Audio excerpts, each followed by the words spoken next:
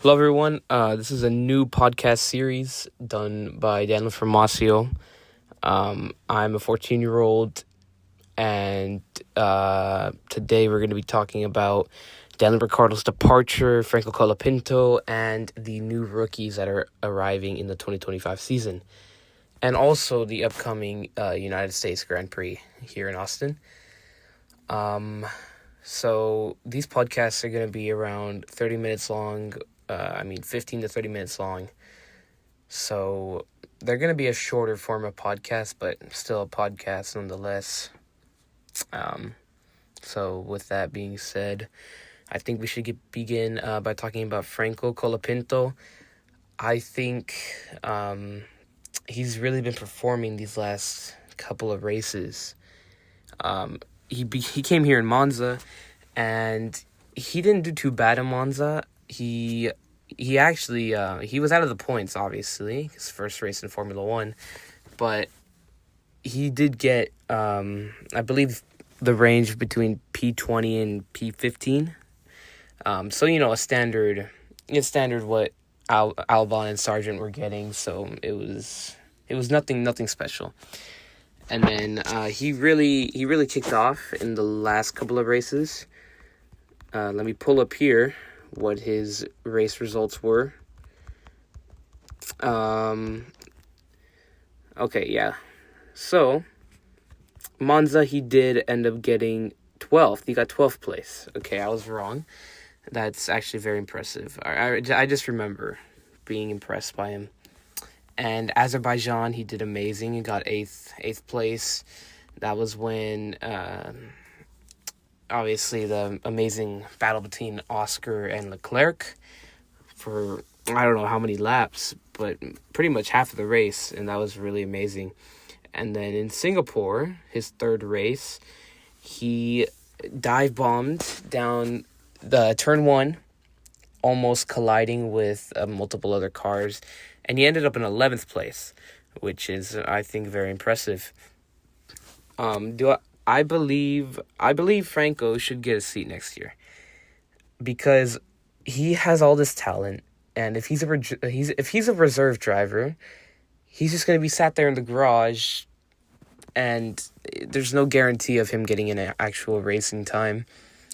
So I'd much rather him be, maybe not in a Williams, even if he's in the Sauber, he could get promoted 2026 to a better team, maybe something like a Haas or something, depending on how competitive they are in 2026. But he definitely does deserve to be in Formula One, along with, Liam Lawson and all the other rookies that are coming this year. Just because he has so much talent to just be performing like that in his first 3 races of, Formula One. And I do believe that these rookies coming in 2025, I think they're going to be good. I think Kimi Antonelli is going to be hopefully amazing because he definitely has been one of the most hyped up rookies coming to a new season. He is said to be the next, maybe even a world champion his rookie year, which I don't think he will be because it's his rookie year. Nobody's done it yet. And although he's being put in Mercedes, we don't know how competitive Mercedes is going to be in 2025. They may be worse than they were this year, or they may be better than they were this year. Nobody can say. So really, we don't know how he's going to perform. And if he was just being hyped up all this time just to be, not terrible, but like a midfield driver, maybe P10, P9, P8, maybe a podium, it's just going to be, they should have put him in a Williams or something before they put him in a Mercedes. Jack Doohan, I don't really have much information on him, actually, but I believe he'll be performing around the range of Gasly and Ocon, just because he's an F2 driver. He's not a world champion F2 driver, but I think he's just going to be around that range. Nobody has really seen him. He hasn't test driven yet for Formula One. And when he does, if he does, we'll get a glimpse of what he has to offer. And same goes for Oliver Behrman. Because Oliver Behrman is being put in a Haas, he has some time to develop in Formula One, get used to the feel of a Formula One car compared to a Formula 2 car. It gives him some time, and I think Oliver Behrman has a chance at being world champion maybe 2027, 2028, maybe even 2029. Because we have seen his talent in Saudi Arabia for this year. And whenever Kevin Magnussen got the one race ban for the penalty points, he really did show what he had to offer. He made points in both of those races, which is not an easy task. Half of the grid didn't do it in those two races, but he managed to. And I think he does have some serious potential. But with all that being said, they are still all rookies, and they're not used to a Formula One car, so that is the issue. And the opposite to that is actually Liam Lawson.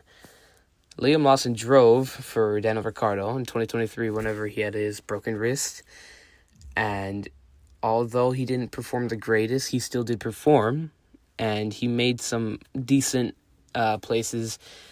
And he knows how an F1 car feels and how it drives, and he's going to be driving in the Austin Grand Prix for Daniel Ricciardo after Daniel Ricciardo was dropped by RB for the remainder of the season, just like Logan, and we'll see how he does then. I doubt that he will be promoted to Red Bull for 2025, just because he is still a rookie, and I guess there's a small chance that he is put in a Red Bull for 2025, but we'll see. I think Yuki has a much bigger chance, and maybe even Daniel Ricciardo coming back. Well, I think it's highly unlikely he still may be coming back to Red Bull for the 2025 season. And I was never the biggest Daniel fan. I never hated him. I never really got too attached to the driver himself. So I'm a bit unbiased, but it does suck that we got to see Daniel go before one of his favorite Grand Prix, which is the Austin Grand Prix in Texas. And I think they should have let him stay for at least. I think he's going to be invited to the paddock. He's most definitely going to be invited to the paddock. Just to enjoy the race, but I think they should have dropped him a race later than Singapore, just because it wasn't officially announced that it was his last race. Everybody really knew, but nobody really knew at the same time, because nobody officially had said it. So I think that was a little odd with the FIA and the team's decisions. So yeah, I just think that was really weird. They should have had time to officially announce it, and I think it would have been a better closing if Austin was his last Grand Prix. So on that note, I think let's talk about the Drivers' Championship. I didn't mention this whenever we were talking about what I was going to cover, but I don't think Lando has a chance at winning, because although the chance is there, Lando, I don't know if he has the mental strength to really pull that off. He doesn't have to win every other race this year, but he does have to perform in the podium for each of those races with Max behind him. He cannot afford Max to win another race, and we don't know how tough that's going to be with Red Bull bringing a new front wing.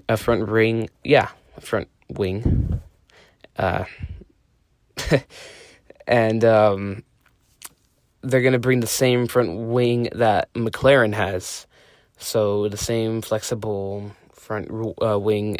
Nobody really knows if that wing is carrying McLaren to victory. Obviously, it's more the car, but we don't know how much of a big impact that is having. So we'll definitely see once Red Bull brings that upgrade. If Max does get another win, the championship fight is over, and there's nothing Lando can do. So we'll see. If Lando does become champion, there's going to be so much controversy. But then again, it'll be this year's already been amazing with all the different wins. Russell has won, Oscar has won, Leclerc has won both Italian Grand Prix, which is amazing. Max has won, Lewis has won, and Carlos has won, and Lando has won. So this year in general has been quite a year to remember. And I really do. I'm grateful that I'm here to experience this season, because it truly has been quite a show. Even if it really wasn't for the Drivers' Championship until about Singapore. Singapore is whenever people really started speculating and theorizing about who's going to win the championship and how much of a chance Lando has. So before that, it was pretty much, free range. Tons of other drivers were winning, and it was just really interesting. But I think we should talk about some team upgrades that are coming later in the year. So for number one, starting off with Ferrari, we have speculation around potential changes in team management or strategies as they aim to improve performance. From what my notes say here, Ferrari is definitely on that fighting step with the Austin Grand Prix. Fred Vasseur has made it official that they're bringing new upgrades to Austin, which means I don't know if they'll be competing with Red Bull and McLaren. I think the Red Bull and McLaren are still going to be the top two teams that are fighting for the win. Obviously, maybe not Checo, but Max and Lando and maybe even Oscar fighting for that win in Austin. But I do think Lewis, Russell, and Leclerc or Sainz could definitely get podium, top five, definitely top five, because all of their cars are leagues ahead of the lower teams, and maybe even a four-way fight for the front, because Mercedes, I don't think Mercedes is bringing any upgrades this race, but we'll definitely see. And if it is a four-way fight for the win, it'll definitely be an amazing race. I'm actually going to that race, so it will be nice to enjoy the race in general. I'll be releasing one more podcast before the race, and then I'll be releasing one after about thoughts about the post race and the race in general, and we'll see what the race has to offer. The track is amazing. They've cleaned with the track, so the playing field should be more even, which was confirmed. And the Austin Grand Prix, because it is a permanent track, it's the most popular United States race on the calendar, with this weekend being speculated to have 430 around 430,000 in population there in attendance, and where Las Vegas has 300,000 and Miami's there with 200,000 to 250,000. So Austin is definitely in another league above the Las Vegas Grand Prix and the Miami Grand Prix, because those races they have to be set up. Those are street circuits. The Austin Grand Prix is not. It's at the Circuit of the Americas, which is an actual track. So it's there year round, which is nice. And it should be a good race. But I do feel that there's definitely going to be some controversy if Lando wins. There's always been some controversy around the Lando and Max championship. And I really can't wait to see what the rest of the season has to offer, because it's been a great season so far, and I wonder who really is going to take that world championship this year. Will Max be a 4-time world champion, or will Lando be a 1-time world champion? we won't know. And I think that's going to be all for today. Thank you all for listening. Whoever did listen to this, episode 2 will be out next week. And have a great rest of your day. I will see you all next week. Ciao.